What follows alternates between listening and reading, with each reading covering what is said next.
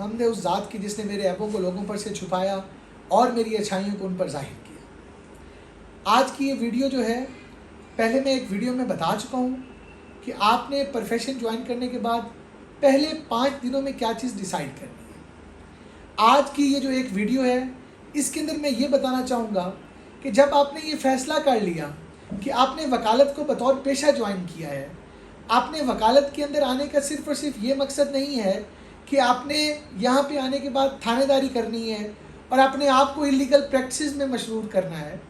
जब आपने ये डिसाइड कर लिया कि आपने इस प्रोफेशन में बतौर वकील अपना लोहा मनवाना है, तो इस वीडियो के अंदर मैं ये बताऊँगा कि कौन से ऐसे बेसिक चीज़ें हैं जिनको यूज़ करके आप अपनी प्रैक्टिस के 5 इयर्स को एक अच्छे तरीके से यूटिलाइज़ कर सकते हैं। सबसे पहली बात ये है जो आप लोगों ने क्लियर कर लेनी है अपने माइंड में, वो ये है कि आपकी वकालत के अंदर शुरू के 5 सालों में जो चीज़ मैटर बिल्कुल भी नहीं करती वो फ़ीस है।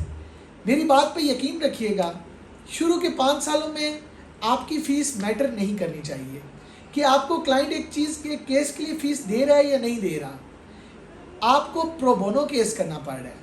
शुरू में कुछ केसेस में आपको ऐसा भी करना पड़ेगा कि आपको जो खर्चा है लिफाफे का, कागज़ों का, एलमदों का, जो खर्चे हैं आपको वो खुद से अपनी पॉकेट से बेयर करने पड़ेंगे ताकि आपके केसेस बने। ये बात याद रखिएगा, आपने फ़ीस के मामले में बिल्कुल भी परेशान नहीं होना। शुरू में इस प्रोफेशन में इतना पैसा है कि आप लोग उस चीज़ का अंदाज़ा भी नहीं लगा सकेंगे।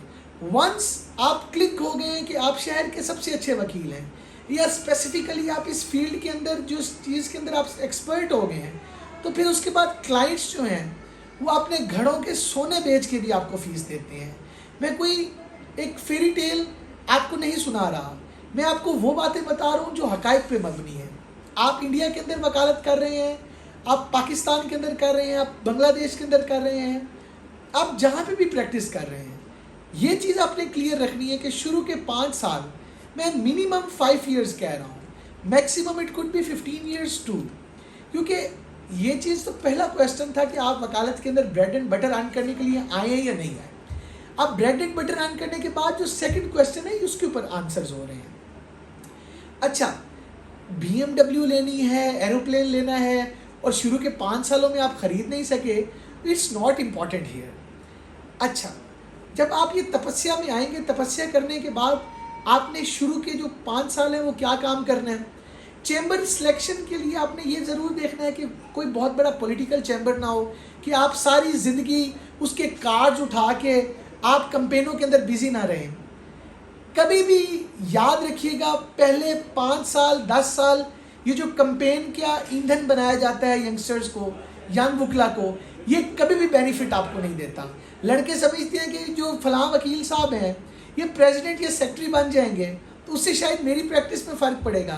वो प्रेसिडेंट या सेक्रेटरी अपनी ज़ात के लिए बन रहे हैं वकील साहब, वो आपकी ज़ात को कहीं भी बूस्ट नहीं करेंगे। आप समझते हैं कि किसी के साथ कैंपेन का राउंड करवा के आप बड़े वकील बन रहे हैं, तो इससे आप बिल्कुल भी बड़े वकील नहीं बन रहे। बड़े वकील आप बनेंगे लिफाफों से, कागज़ों से, अदालतों में पेश होने से, केसेस करने से। आप बड़े वकील कभी भी नहीं बनेंगे किसी की प्रैक्टिस के, किसी की जाके इलेक्शन कैंपेन करने से। फिर लड़कों का अगर बड़ा बेसिक सा क्वेश्चन होता है कि जी मुझे इंटरेस्ट क्रिमिनल साइड का है तो मैं क्रिमिनल साइड के केसेस करूँगा।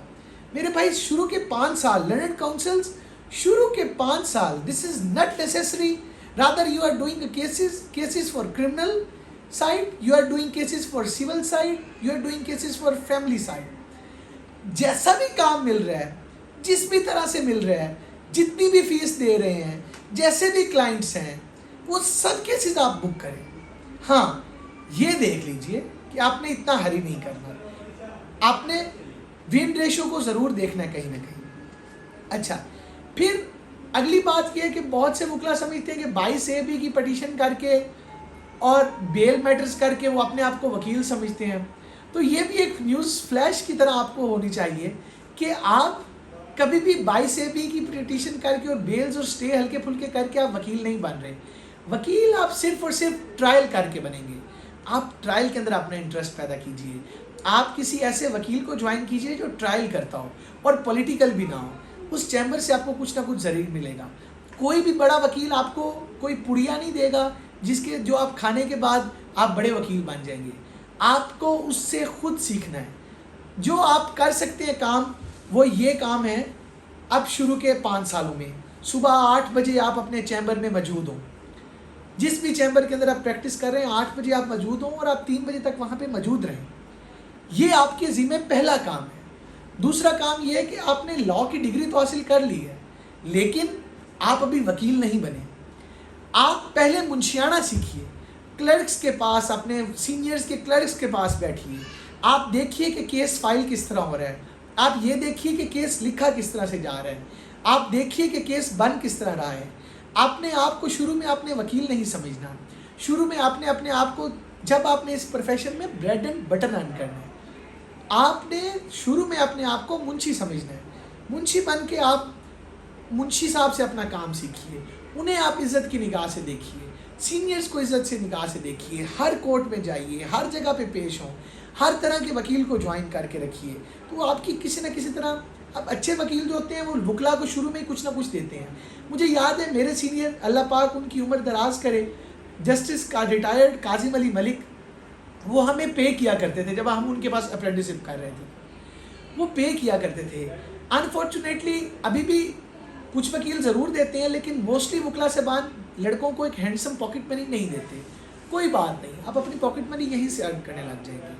मैं इस वीडियो के तवस्सुल से सीनियर वकला को भी कहना चाहूँगा, ये जो बच्चे आपके पास पेंट कोट पहन के आए हैं, इनकी कम से कम आप एक दिन की पॉकेट मनी का तो ख्याल रखिए। डिग्री लेने के बाद उनके पैसों पे उनको कम से कम आप इतनी स्टाइफन ज़रूर दीजिए कि उनको जो ब्रेड एंड बटर का मसला है उनका वो हल होता रहे। फिर उसके बाद मेरे पास जितने भी लड़के आते हैं, मैं हर लड़के को ये, अपने एसोसिएट्स को, स्टूडेंट्स को यही एडवाइस करता हूँ कि आपने कुछ ना कुछ हर फाइल के अंदर से सीखना ज़रूर है।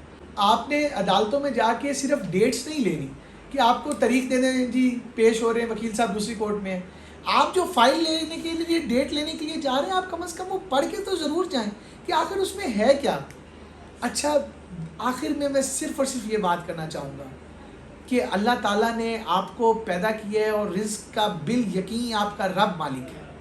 आप जिस किसी को भी फॉलो करते हैं, आप क्रिश्चियन हैं, आप हिंदू हैं, आप मुस्लिम हैं, आपका क्रिएटर ने आपको पैदा किया तो he has arrange something for you. आपके ज़िम्मे वकालत में आने के बाद सुबह 8 बजे पहुंचना और कंप्लीट यूनिफॉर्म में पहुंचना है। उसके बाद कुछ चीज़ें आप मर्सी ऑफ गॉड पे भी छोड़ दीजिए। ज़रूर आपको कुछ ना कुछ इससे फ़ायदा होगा। Thank you very much.